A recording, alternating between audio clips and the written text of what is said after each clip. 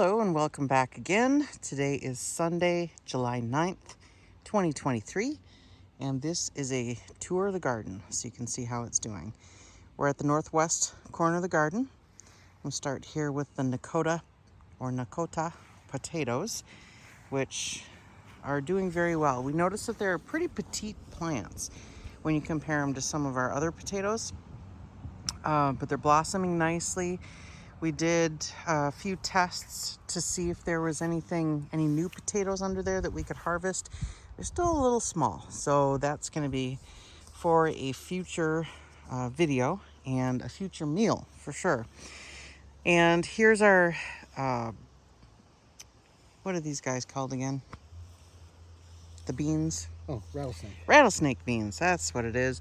They're 1 foot to 2 feet over that fence at this point, and usually that's when they start to fill out throughout the fence and then start setting on their blossoms and start generating bean pods. Haven't seen any bean pods yet, but we do have blossoms, so they're coming along.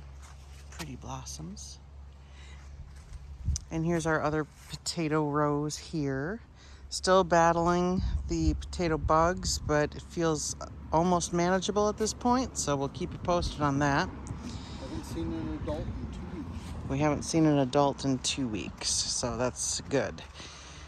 That means no eggs. And here we are continuing on with the beans, multiple different varieties. The beans that we refer to as Big Purple aren't quite as tall as I expected them to be at this point. The woman who gave the seeds to my mom said that she plants these beans not even to harvest, but just as a privacy block between herself and her neighbors. But they are very unique, and I don't think I've ever seen a bean with an orange blossom like that. Very pretty. The blossoms are pretty prolific, so we're just waiting for those guys to really grow up and fill out and set on some bean pods. Some more beans. These are a bush variety. These are Royal Burgundy. They have a beautiful dark purple bloom, and their bean pods are actually purple as well. They turn green when you cook them. We also have a bean variety out here called the Lazy Housewife. Doesn't look like they germinated very well. So maybe the seeds themselves are lazy.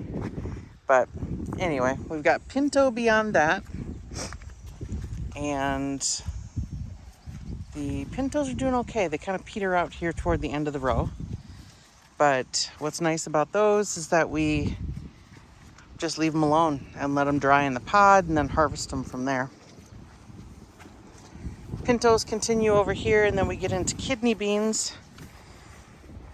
And yeah, they're all doing pretty well. Excuse me. Most of these are a kind of a trellising type of bean. You can see from looking at the rattlesnake beans compared to these that these just don't trellis as quickly. But we help them find Troy's helping them find the fence so that they can make their way up. More potatoes over here. We checked these as well to see if we could steal any new potatoes. Nothing's quite ready yet. So it'll be another little bit before we can harvest some new potatoes, or we call it stealing new potatoes, because that's pretty much what we do. You just stick your hand in the soil and feel around, find a potato that's about the right size, and pluck it out and leave the rest for the plant to mature. These are shell peas. They're all doing pretty well considering the heat. There's a nice pod. They're coming on quite nicely. When we got here, I don't know, a week and a half ago, I didn't see any pods. Now look at them all. They are coming on.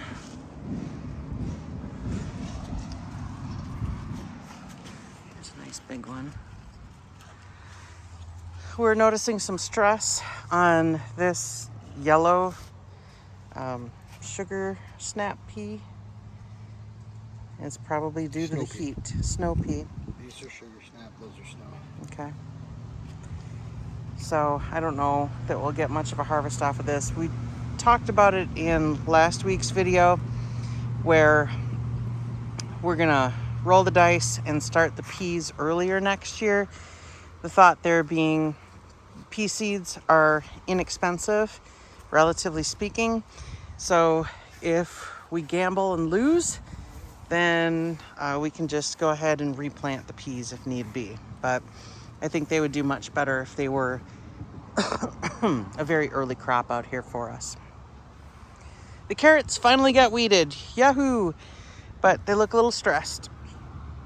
So here's what we're looking at for carrots. Got a visit from a little bunny rabbit. Yeah, little bunny rabbit was in here, trimmed the tops. Duke did his job and caught it. He did. Duke caught the rabbit yesterday, one of them. Well, there's probably more. But then there were a number of carrots down here in this area. The seeds are so tiny when you plant the carrots that it's very easy to get, 12 or 20 carrots growing all right next to each other. So what we did yesterday when we were weeding is we separated some of those and then poked them back in the ground. And hopefully those guys will take off. We've done that once in the past. Excuse me.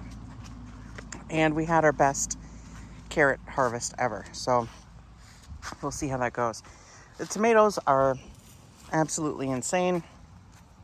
Still putting on fruits. They're all looking good. They could use a nice little trim up, but that's just not something that happened this week.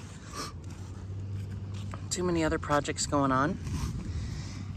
The basil is insane. I don't know, what'd you call that? Almost 36 inches tall?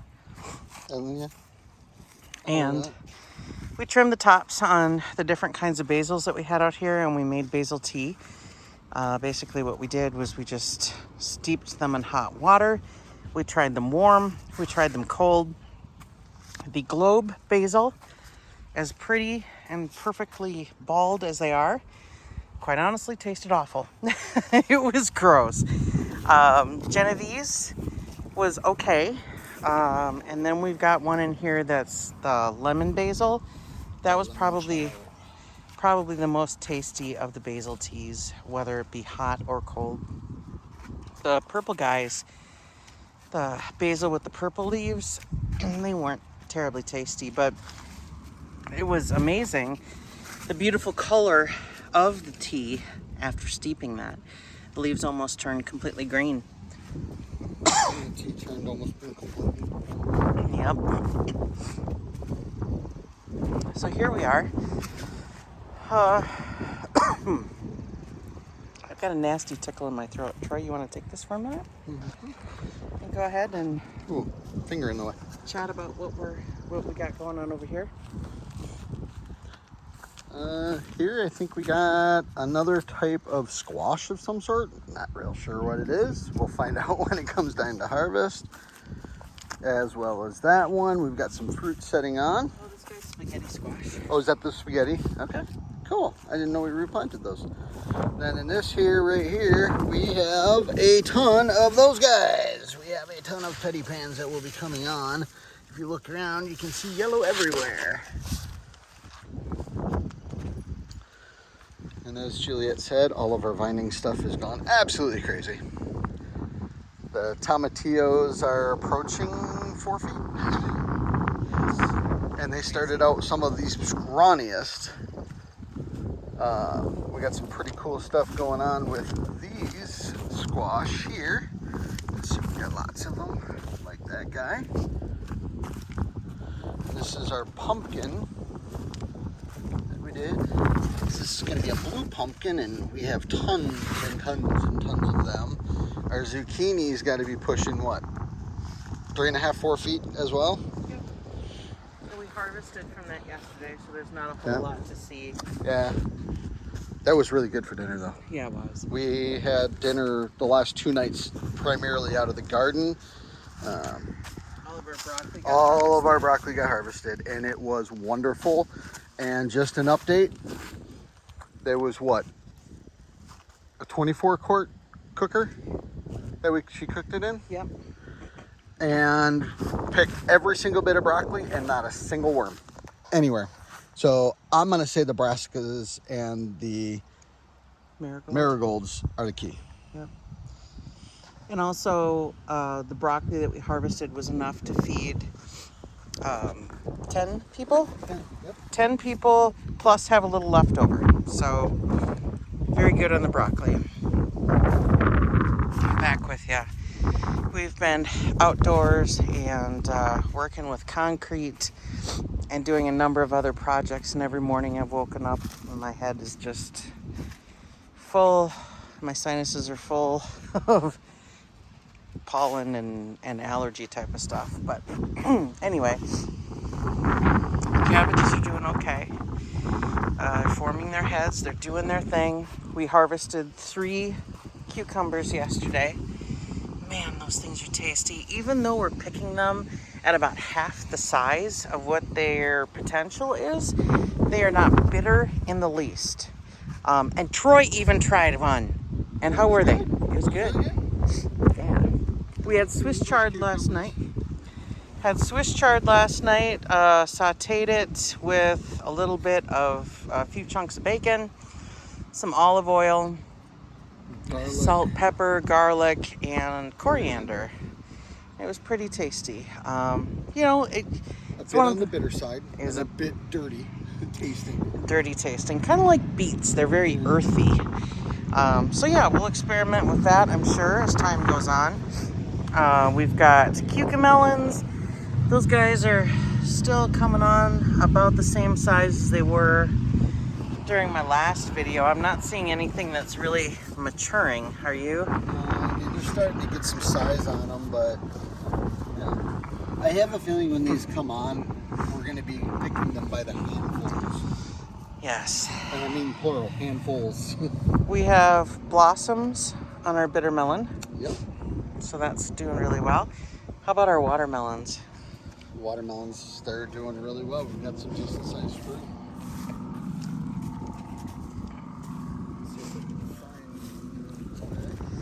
These should grow into kind of Okay, so I will tell you, these have tripled in size since yesterday. They were about the size of a golf ball yesterday, maybe about half the size of a golf ball, and now I would say that's the size of 2 golf balls. So it's all coming along. In about 30 days, we'll have melons. These are mango melons, just barely sitting on the fruit. So yeah, that's where we are. Everything is flourishing, doing well, and we'll keep you posted. Oh, do you want to pull a daikon to show them how big the daikon are now? Sure. I'll pull one of the ones that's pushing itself out of the ground. Okay, so my family loves daikon radish. My uncle, my father, everybody who likes traditional radishes, like the little red ones and the white icicles, and they've all tried the daikon radish and love it. My boys are super excited and can't wait for us to get home and start pickling some. All right, let's see if I can get the whole thing out of the ground. Yep, here it comes. Look at that radish. Very nice. What's that? About a foot? Yep. There's actually a few of them in here I should pick as long as I'm in here.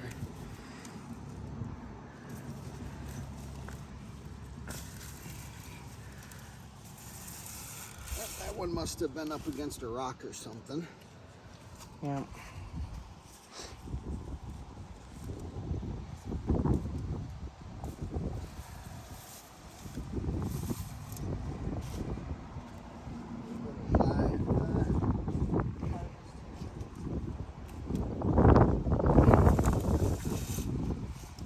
So yeah, definitely can't complain. The soil grows what I would consider to be really good looking daikon radishes. I know they can get bigger.